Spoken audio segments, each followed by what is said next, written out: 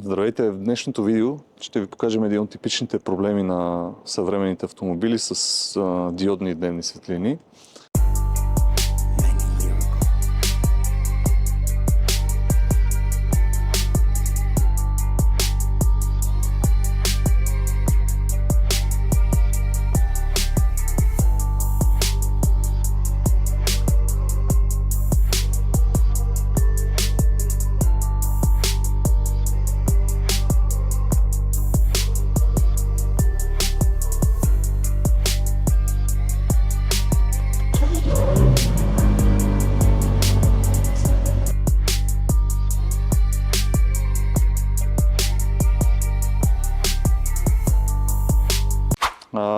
Докараха ни това BMW M5 с типичния проблем с почти не светещи Angel IC, както и при стандартния модел на петицата G30 и при M5 F90.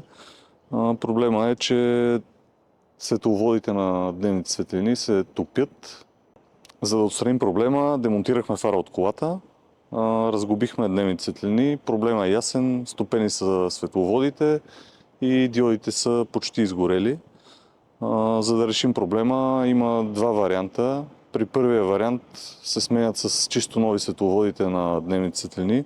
Тогава проблема е, че ако се прави само единия фар, единия ще свети изцяло бял, другия ще си е по-жълт. С течение на времето самите светловоди пожълтяват леко и си променят цвета на диодите.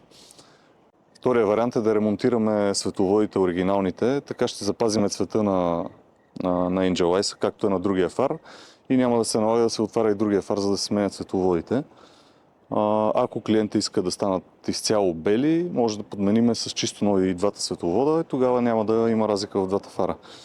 В случая на това M5 ремонтирахме оригиналния светловод, подменихме диодите и фара светна по същия начин, както и другия, и няма никаква разлика нито в силата на светене, нито в цвета на Angel IC-те. Ако имате проблем с дневните светлини на вашите автомобили, може да се обадите и да ви консултираме.